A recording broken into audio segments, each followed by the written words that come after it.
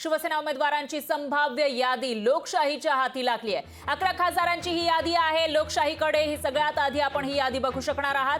थोड्याच वेळामध्ये शिवसेनेच्या उमेदवारांची अधिकृत यादी जाहीर होणार आहे, पण ती संभाव्य यादी लोकशाही मराठीच्या हाती लागलेली आहे। तर आताची सगळ्यात मोठी आणि महत्त्वाची बातमी, शिंदेंच्या शिवसेनेकडून कोणाला उमेदवारी मिळणार याविषयी उत्सुकता निर्माण झाली आहे। जे शिवसैनिक आहेत त्यांच्या मनामध्ये चलबिचल सुरू आहे। आपल्या नेत्याला उमेदवारी मिळणार की नाही, त्यांच्या नावावर त्यांच्या उमेदवारीवर शिक्कामोर्तब होणार की नाही याविषयी चलबिचल सुरू होत असतानाच आता शिवसेनेचे उमेदवार नेमके कोण अशी चर्चा रंगलेली आहे आणि त्यामध्येच शिवसेना उमेदवारांची यादी काही वेळानंतर जाहीर होईल, पण त्याआधी संभाव्य यादी लोकशाही मराठीच्या हाती आली आहे। तर 11 खासदारांची ही यादी आहे। नेमकी कोण कोणाची नावं यामध्ये असतील ते बघूयात ग्राफिक्सच्या माध्यमातून।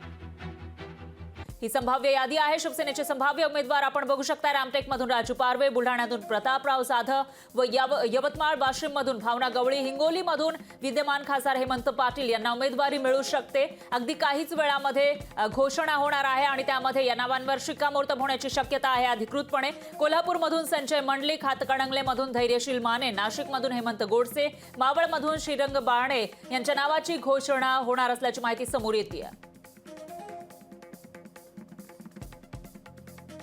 तर शिवसेनेचे संभाव्य उमेदवार आपण लोकशाही मराठीच्या स्क्रीनवर बघू शकताय। अधिकृत यादी अगदी थोड्याच वेळामध्ये जाहीर केली जाणार आहे। मुख्यमंत्री शिंदे ही यादी जाहीर करणार आहेत, पण त्याआधी लोकशाही मराठीच्या हाती संभाव्य उमेदवारांची यादी लागलेली आहे। त्यामध्ये रामटेकमधून राजू पारवेंना, बुलढाण्यामधून प्रतापराव जाधव यांना, वाशिम यवतमाळ इथून भावना गवळी विद्यमान खासदार, तर हिंगोलीमधून विद्यमान खासदार हेमंत पाटील यांना संधी दिली जाणार असल्याची माहिती समोर येते आणि यांच्या नावाची अधिकृत घोषणा अगदी थोड्याच वेळामध्ये केली जाणार आहे, तेव्हा त्यांच्या नावावर शिक्कामोर्तब होईल। दरम्यान कोल्हापूरमधून संजय मंडलिक, हातकणंगलेमधून सुद्धा कोण आहे ते आपण बघू शकतोय। शिर्डीमधून सदाशिव लोखंडे, दक्षिण मध्य मुंबई इथून राहुल शेवाळे आणि कल्याण डोंबिवली इथून विद्यमान खासदार श्रीकांत शिंदे यांचं नाव या यादीमध्ये असल्याची माहिती समोर येते।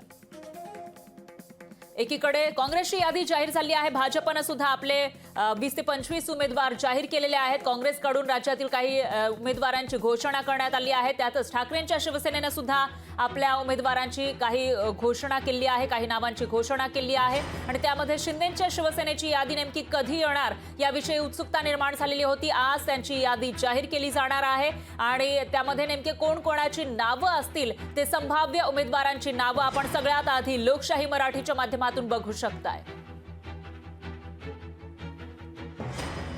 शिवसेना उमेदवारांची संभाव्य यादी आपण लोकशाही मराठीच्या स्क्रीनवर थोड्याच वेळापूर्वी बघितलेली आहे। शिवसेनेकडून शिंदेंच्या शिवसेनेकडून नेमकं कुणाला लोकसभेच्या रिंगणात उतरवलं जाणार याविषयी उत्सुकता निर्माण झालेली आहे आणि त्याचबरोबर शिवसैनिक सुद्धा याविषयी विचार करताना दिसतात। त्यांचंही लक्ष या यादीकडे आहे। त्यांच्या नेत्याचा यामध्ये नाव येणार की नाही याविषयी चलबिचल त्यांच्या मनामध्ये दिसते आणि त्याचं उत्तर आपल्याला अगदी थोड्याच वेळामध्ये मिळणार आहे। दरम्यान संभाव्य नावांची यादी आपण लोकशाही मराठीच्या स्क्रीनवर बघितली आहे।